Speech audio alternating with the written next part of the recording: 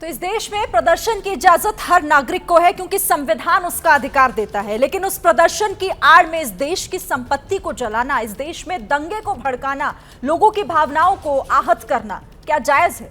क्योंकि माहौल बिगड़ रहा है। तस्वीरें यही बता रही हैं कि जगह जगह कोई ना कोई साजिश ऐसी हो रही है जिससे शांति प्रिय देश कहा जाने वाला भारत इस वक्त कई जगहों पर धधक रहा है। इसी चर्चा को आगे एक बार फिर से बढ़ाते हैं। सभी खास मेहमान हमारे साथ बने हुए हैं। डॉक्टर विशाल मिश्रा, असदुद्दीन ओवैसी शुरुआत से ही इस पूरे मामले पर काफी मुखर रहे हैं, लेकिन अब से थोड़ी देर पहले मैं उनको सुन रही थी, वो ये कह रहे थे कि 2014 के बाद ऐसा माहौल बना है कि देश में नफरत का बीज बोया जा रहा है। और वो ये भी कह रहे थे कि जो भी इस वक्त इस देश में हो रहा है, सबकी जिम्मेदारी सीधे तौर पर सरकार की है, जिम्मेदारी लेकर और इस पूरे मसले का हल निकालना भी सरकार की जिम्मेदारी। देखिए, आपके इस स्टेटमेंट पर मेरा एक सवाल है कि अभी जब 2 दिन पहले दिल्ली पुलिस ने कुछ एफआईआर किए थे ना, मतलब वो इस स्पीच को लेकर, तब भी एक नैरेटिव बनाने की कोशिश की जाने लगी थी कि जो है ये एक तरफा हो रहा है। 2014 के बाद मैं पूछना चाहता हूं, ऐसा कौन सा डिस्क्रिमिनेशन हुआ है, क्या वो ये भी बताएंगे? लेकिन ना, फिर इसको कहकर एक शक का बीज बोया जा रहा है। कोई एक स्कीम, कोई एक योजना ऐसी वो बता सकते हैं पब्लिकली कि ये फलां स्कीम है, इससे ये फलां विशेष वर्ग, धर्म, जाति, पंथ, संप्रदाय को वंचित किया गया है, जिससे ये भावना भड़की है। मैं पूछना चाहता हूं कि जिस तरीके से ये सौहार्द जो है टूट रहा था, इस पर भी बयान आया क्या? तो बात ये उठती है कि ये अपने कन्वीनियंस के हिसाब से बयान चूज कर लेना और बयान देना ये आसान होता है। मैं पूछना चाहता हूं कि जब पत्थर उन छोटे छोटे बच्चों के जो भारत का भविष्य है, नौनिहाल है, जब उनके हाथों में पत्थर आया था तो कितने लोग निकल कर आए और रोके और कहा, बयान दिया कि नहीं ये गलत हो रहा है? आज की डेट में जब बुलडोजर चल रहा है, अवैध निर्माण पर चल रहा है, तो किसको जस्टिफाई करना चाहते हैं आप? और क्यों जस्टिफाई करना चाहते हैं? और फिर कहते हैं हम संविधान को मानते हैं। तो न्यायपालिका है ना, मैं फिर वही सवाल करता हूं, पुलिस पर नहीं विश्वास, प्रशासन पर नहीं विश्वास, न्यायपालिका पर नहीं विश्वास, सरकार पर नहीं विश्वास, अरे और कहते हैं हम संविधान को मानते हैं। अरे जननी जन्म भूमि स्वर्गादपि गरीयसी, राष्ट्र हित सर्वोपरि है।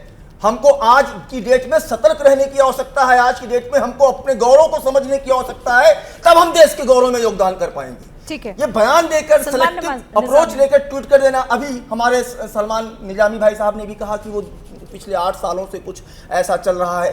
क्या चल रहा है मैं पूछना चाहता हूं? एक कोई स्कीम, एक कोई योजना, एक कोई आप ऐसा बताएं। ठीक है, सलमान से मैं जवाब ले लेता हूं। डिस्क्रिमिनेशन हो रहा हो, इसी को नैरेटिव सेट करना कहते हैं क्या, जो वैसे आप कह रहे हैं? सिर्फ बहुत विनम्रता से पूछना चाहता हूं आपसे, एक स्कीम या एक व्यक्ति जिसके साथ डिस्क्रिमिनेशन सरकार की योजनाओं से हुआ हो। देखिए, देश में जो माहौल 8 सालों से है, उसको आपने एडमिट करना होगा कि आज जो माहौल बिगड़ा है, एक आउटरेज है, एक बर्स्ट हो गया, वो गुस्सा जो आप पूरी देश, क्या पूरी दुनिया ने देखा। आज एक चैनल पे एक व्यक्ति रूलिंग पार्टी का किसी धार्मिक जो हमारे पैगंबर हैं उसके खिलाफ बोलते हैं और सरकार खामोश है, और उल्टा उसके खिलाफ कार्रवाई करने के बावजूद उसको सपोर्ट में आ रहे हैं। ट्विटर, सोशल मीडिया में ट्रेंड चल रहा है कि हम सपोर्ट कर रहे हैं। से निकाल दिया ना 6 साल, लेकिन कब निकाला? सदस्यता रद्द कर दी गई है। अरब के देशों ने उसका कंडेम किया उसको, लेकिन जब अपने लोग, हमारे देश के मुसलमान उसका विरोध कर रहे थे, उनका नहीं सुना। जब पाकिस्तान ने बोला, जब अरब ने बोला, जब तुर्की ने बोला, क्यों सुना आपने उनका?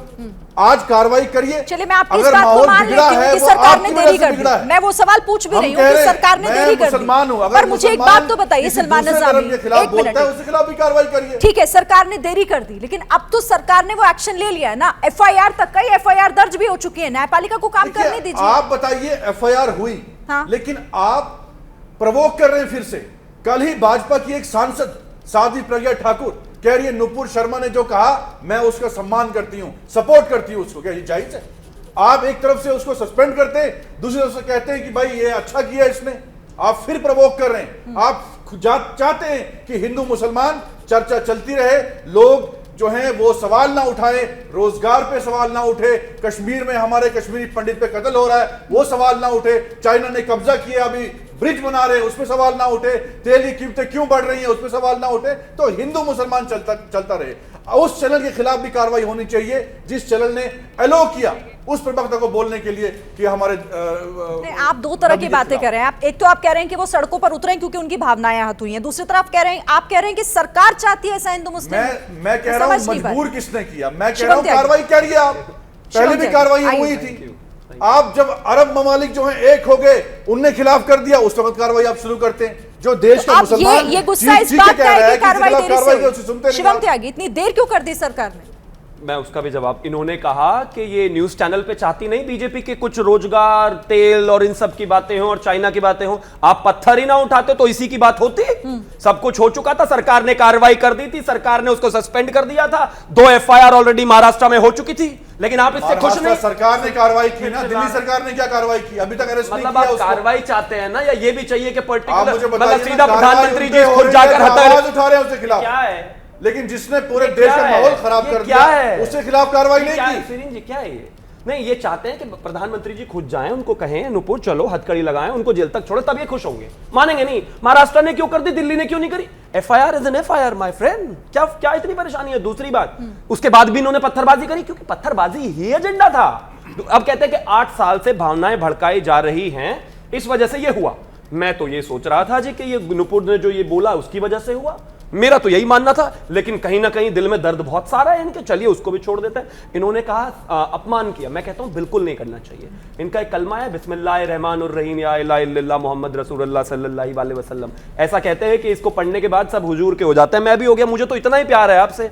लेकिन महत्वपूर्ण बात यहां पर यह है कि आप अगर देश में नैरेटिव में प्रोपेगेंडा में फंसते रहेंगे तो इसी तरीके से होगा। आप मुझे एक चीज बताइए, 84 में आप फंस गए ना, फिर जो अरब पेशेंट भाई कंडेम किया आपने, उसको निकाल दिया, कौन फंसा? मैं फंसा, आप फंसे। फिर आप एक्सेप्ट करिए, मुझे वाइंड अप करना, बताइए ना। चिल्लाओ मत, मैं नहीं चिल्लाना चाहता, उसका कोई लाभ ही नहीं। आप बताइए। मैं बता रहा हूँ 84 में नरेंद्र मोदी नहीं थे, लेकिन देश का माहौल खराब था ना। 66 में मोदी जी नहीं थे, देश का माहौल खराब था ना। और भी बहुत सवाल थे, हर जगह मोदी जी थे क्या? हम इसकी कर रहे थे कि आखिर, अच्छा ठीक है, मेरे पास वक्त इतना ही था, माफ कीजिएगा, मेरे पास वक्त इतना ही था, मेरे पास वक्त इतना ही था। मैं इस चर्चा को और आगे नहीं बढ़ा पाऊंगी। बहरहाल आप सभी हमारे साथ जुड़े, सभी खास मेहमान, बहुत बहुत धन्यवाद आप सभी का। तो एबीपी न्यूज पर खबरें आगे भी जारी हैं। एबीपी न्यूज आपको रखे आगे।